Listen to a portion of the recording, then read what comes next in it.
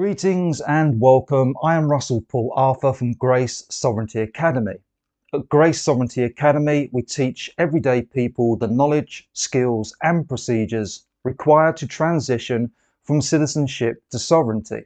How people can claim and assert absolute freedom and independence from the dictates of rulership.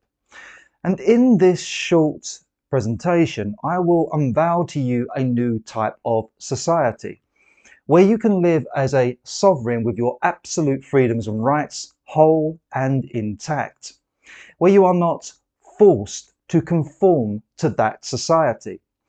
I will present you with two models of society. I will present you with the current model of a society that has been structured as a nation state with governance and politics, and I will present you a new model of a sovereign society without governance and politics, where you can do a comparative difference and decide for yourself which is the better model. Let's begin with the model of a nation state with governance and politics. Almost all countries worldwide are structured into a nation state.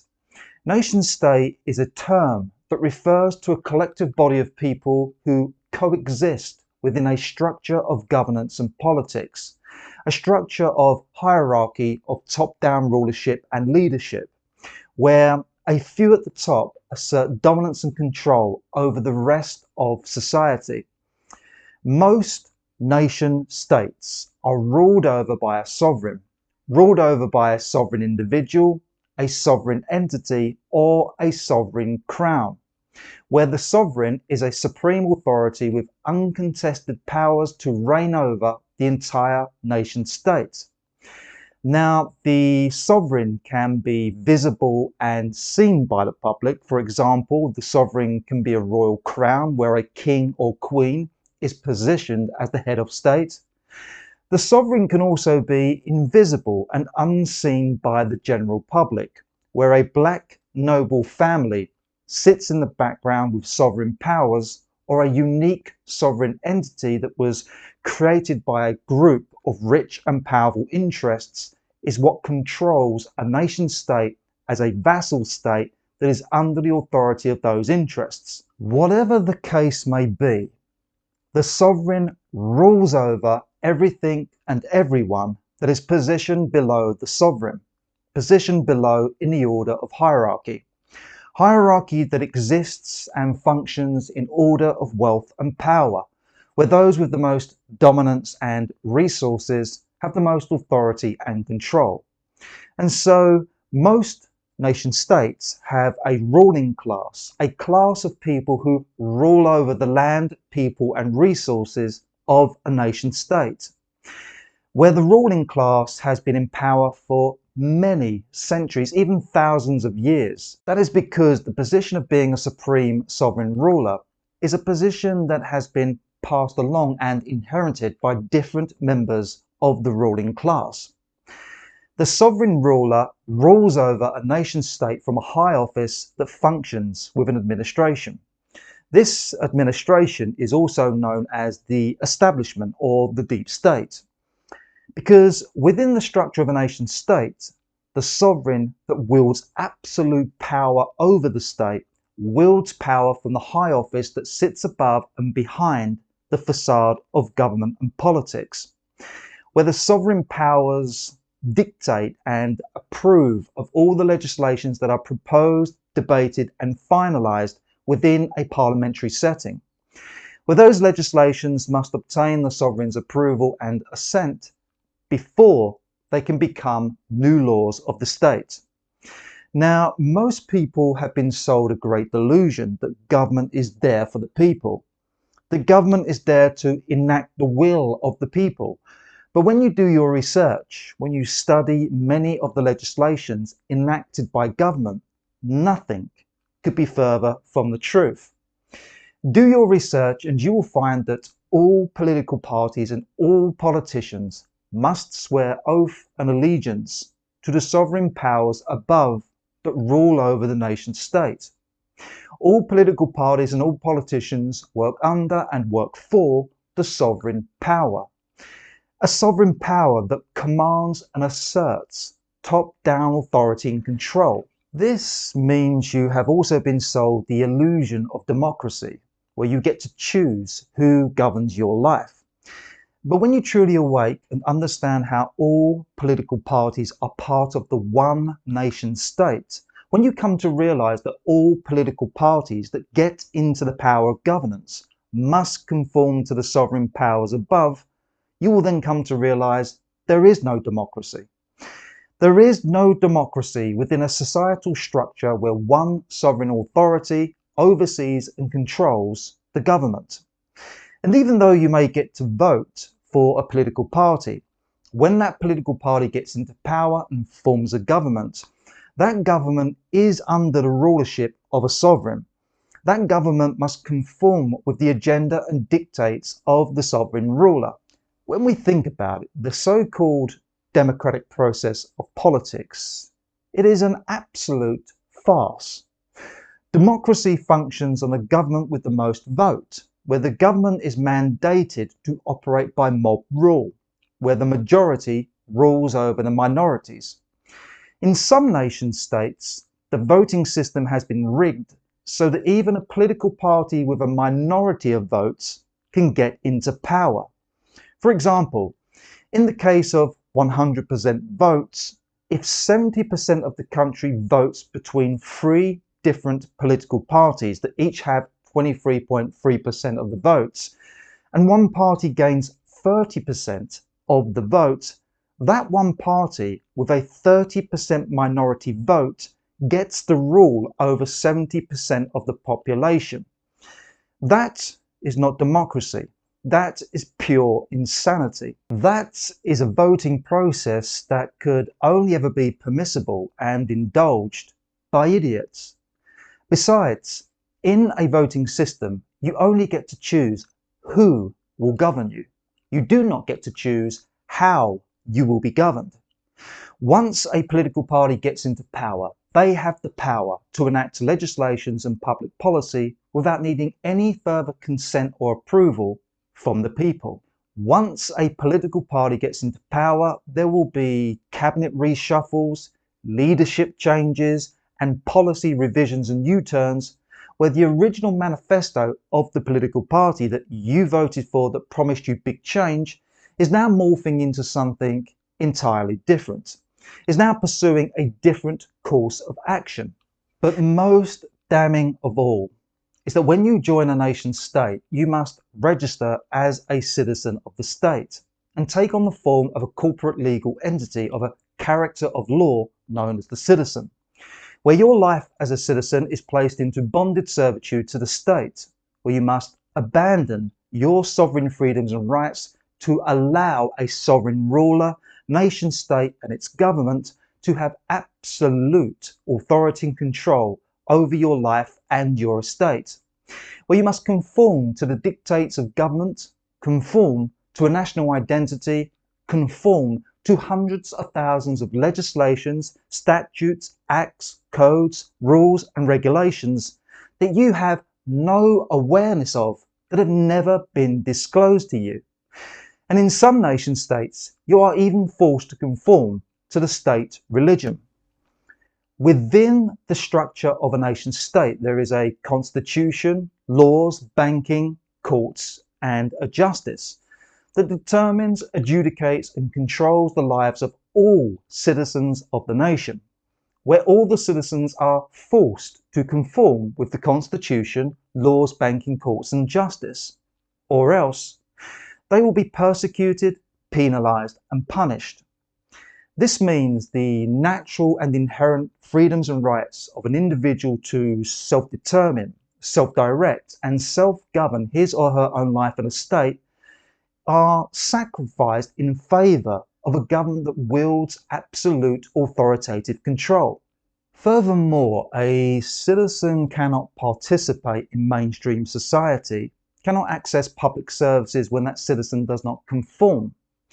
In most nation states, the citizens who do not have the mental wherewithal or physical capacity to conform are often isolated, ostracized, and marginalized from mainstream society.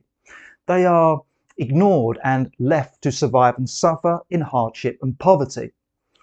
All nation states in this world are structured on the basis of forced conformity, where citizens are forced to conform to the dictates of all the authorities above, who determine how the citizens must live their lives. Within the structure of a nation state, the citizens must forfeit their individual freedoms and rights in order to conform to a collective, where the interests of the collective come before the interests of the individual. When people conform to a collective, they hand over their power to the collective. They allow the collective to do their thinking for them.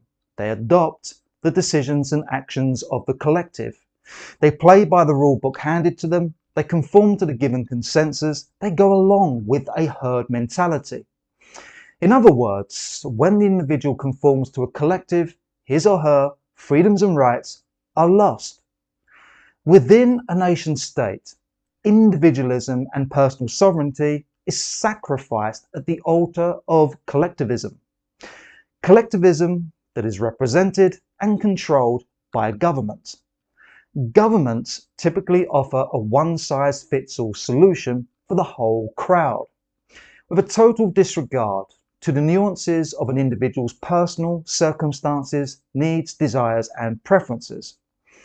Governments typically discriminate against individuals by granting privileges and benefits based upon a citizen's status and standing within society. The higher up the strata of society that you are, the better your treatment. The lower down the strata, the worse your treatment. Governments will even force the citizens to conform to the dictates of governments, even when their legislations and policies impede, limit, restrict, and diminish the quality of life for the citizens and cause direct harm and injury. And if you do not conform, if you do anything to challenge or oppose the authority and dictates of government, then you are excluded, silenced, persecuted, and punished. The model of a nation state that is structured with sovereign powers that overrule governance and politics is all about top-down control and extortion. It is where a ruling class and leading class can maintain and grow in wealth and power by controlling the masses, by extorting value from the masses. Any society that is structured with top-down authority and control, where the rulers and leaders force others to conform and punish them when they don't, is a society where wealth and power leads to corruption and tyranny. And if you have the eyes to see, when you observe the different nation states of this world, you will see how most societies have fallen into a state of corruption and tyranny. If you live within a society where you are forced to conform, no matter what, if you do not have the sovereign freedoms and rights to participate or not participate within society, then you are dominated and oppressed by that society. Besides, to be part of a nation state of top-down hierarchy and control, where just a few people at the top decide over the lives of everyone else, is a ludicrous, insulting, and crazy idea. Now, many people will say, well, that's how society works. It's always been this way. Just because it has been that way does not make it the best way or the right way, and certainly does not make it the only way of structuring society. Which brings us on to the new model of how to structure a society, without there being a nation state, without governance and politics, without top-down control. Now, for those who don't know, the private members of our Grace Sovereignty Academy also become sovereign members of our Grace Private Society. Grace Private Society is a collective body of sovereign men and women who cooperate in mutual benefit and support. Grace Private Society has been structured as a sovereign society, with its own constitution, law form, court and justice. Grace Private Society is based upon a foundation of principles and values that honours, upholds and protects the sovereign freedoms and rights of each individual member of our society. This means we are doing something different. We are doing something new. We have evolved beyond hierarchy and rulership, beyond governance and politics, beyond control and extortion. Here is the model of Grace Private Society. Grace Private Society is structured with a central administration. This central administration is operated by the sovereign members of our sovereign society who are elected to serve a term in power. The administration is operated by members who have been elected on the merits of competency based upon their ability and capacity to get the results that the role requires. Those who are elected into roles within the administration can also be removed from position and power at any time throughout the term when there is a 90% majority vote. This means those in administration must perform well and garner positive results that benefits the lives of our members, or they are at risk of losing their position and role. They are sackable and replaceable. The central administration plays a pivotal role of overseeing the constitution, law form, courts and justice of our private society to ensure there is order, stability, security and fairness for all members. The administration is there to manage the function and development of all the systems and services we need to facilitate our lives, to ensure peace and prosperity for all members. And I must be clear by saying the administration is not overruled by a sovereign. There is no top-down authority that dictates or controls the administration. The administration is not a government, is not formed to control people. It is formed by the sovereign members to enact the will of the sovereign members. The administration is not run by politics. There are no political parties or movements with an agenda or ideology, because the administration operates on predetermined principles and values voted for by the sovereign members, where every member of the administration aligns with the principles and values. These principles and values permeate throughout the constitution, law form, courts and justice of our private society. They are there to set a standard, there to provide a framework, there as guidelines for how each individual sovereign can interact and cooperate with other members of society in mutual benefit and support. There are certain standards and behaviours that we as a society recognise and promote to ensure we all cooperate with honour and integrity. However, there is one huge difference between our society and all the nation states of this world. Our sovereign members are not forced to conform with the constitution, laws, courts and justice of our private society. Because in forcing someone to conform to anything against their will is an act of oppression and slavery, where the individual's free will, freedoms and rights to choose and do otherwise have been removed by force. Therefore, our society operates on the maxim of sovereignty without forced conformity, where our sovereign members retain their individual freedoms and rights and can reject anything, can reject any one part of our society they personally deem at an individual level as being unacceptable, unnecessary, nonsensical, or a direct violation of the members' individual freedoms and rights. Within our private society, a sovereign is not forced or enforced to do anything against his or her own free will. A sovereign is not forced to go against good and right conscience. Our sovereign members shall always retain the freedom and right to accept or reject, to participate or not participate, to conform or not conform in any one aspect of our society, doing so without fear of repercussion, persecution or punishment. And this is a foundational law written into the constitution of our society. So how does this work in practical terms? How do we maintain a society with a good working structure where the constitution, laws, court and justice are necessary so we can function with order and stability, and yet the members of our society are not required and not forced to conform with the Constitution, laws, court and justice?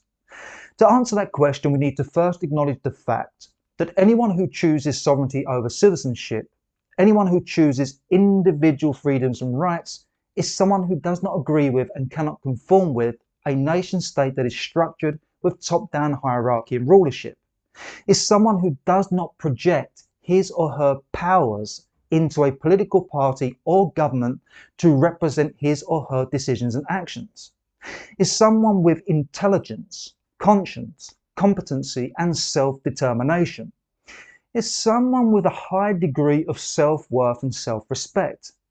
To a higher or lesser degree, is someone who acts in this world with dignity and honour towards all other humans.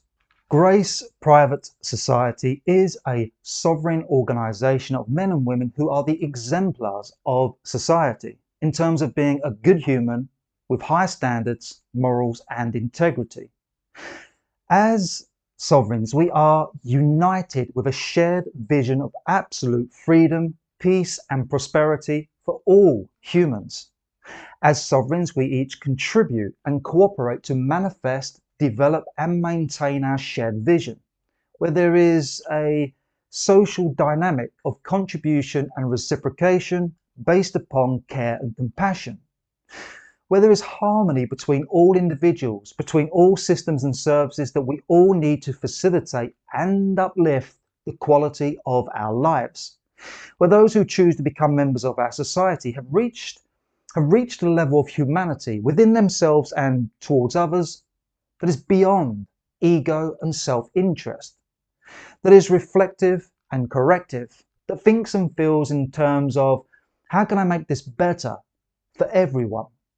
With a sovereign society, we have a special interaction between the central administration and the sovereign members, where the administration serves the best interests of the members, where the members participate in the administrative process. This means our administration does not overrule the lives of our members by unilaterally creating new laws, systems and services. Our administration can only implement new laws, systems and services when they have been given consent and approval from the members of our society, where there is a check and balance, accountability and monetarisation between the administration and members. Within our society, proposals for new laws, systems and services can be made by the administration and can be made by individual members. This means everybody has equal opportunity to put forth their ideas on how our society should function and develop. The proposals go through an administrative process of full disclosure to all the members of our society, where each member has the opportunity to review, revise and contribute ideas and improvisions to the proposals, where each proposal is perfected. From the focal point of overseeing and collecting data from the laws, systems and services of our society, our administration has the knowledge and expertise to adjudicate and determine the best proposals, where only the best proposals rise to the top of the pile and are put to the vote. All sovereign members get to cast a vote on a proposal for a new law, system or service. For the proposal to be accepted for implementation throughout society, there must be an overwhelming 90% majority vote. This means 90% of society has approved and consented to the implementation of a proposed law, system or service, where 90% of society are willing to conform. The other 10% who do not consent to the proposal, who are not in favour of the proposal, they are not forced to conform. Instead, they have two options. They can choose to leave society or they can choose to continue with society without conforming to the new law, system or service. And this does not mean that the sovereign is then isolated, ostracised or marginalised by our society. This does not mean he or she is divided or separated from everyone else. It just means the sovereign has adopted certain laws, systems and services and has refused others. The sovereign participates in society with personal boundaries. These personal boundaries are the individual's sovereign law. When you are sovereign, you live by your own sovereign law. You dictate how far and how much you will participate in society. You decide how much or how little you will conform. You decide when you go all in and when to pull back. You decide the terms and conditions of your life and livelihood. Doing so without coercion or enforcement, doing so without losing any benefits and support that you need to nurture, sustain and improve your life. Where you as a sovereign retain authoritative control over the matters of your life and estate at all times. A sovereign society that operates on the principle of honouring the sovereign freedoms and rights of each individual member is the most holistic, balanced, beneficial and fairest way for a society to operate. When everyone is sovereign, with the option to consent or not consent, to conform or not conform, to participate or not participate, to stay or leave the society, is a society that can only rise when the laws, systems and services benefit everyone. Everyone within a sovereign society is incentivized to interact with other members in the most honourable and beneficial way with good intentions and good deeds. Because without these qualities, our members will be less inclined to consent, conform and participate. A great society is where all members of that society are exemplars who lead the way by example of high standards, morals and conduct, for others to follow or not. A great society is where people want to consent and conform because they receive huge benefits and support. A great society is where the incentive and opportunity is there for everyone to have, do and become more. A great society is where people feel secure and in control of their lives and livelihoods, where they can retain their authority and value free from control and extortion, where they are more proactive and productive, where they can thrive in freedom, peace and prosperity. And that brings me to the end of this presentation. You now have two models of how society can be structured. You can now do your own comparison between these two models. You can now contemplate and consider what you think would be the best way to structure a society.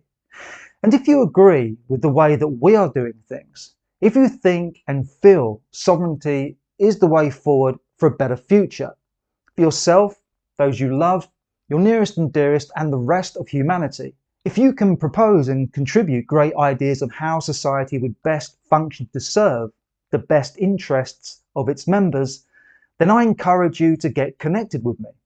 I suggest you learn more about what we are doing here at Grace Sovereignty Academy.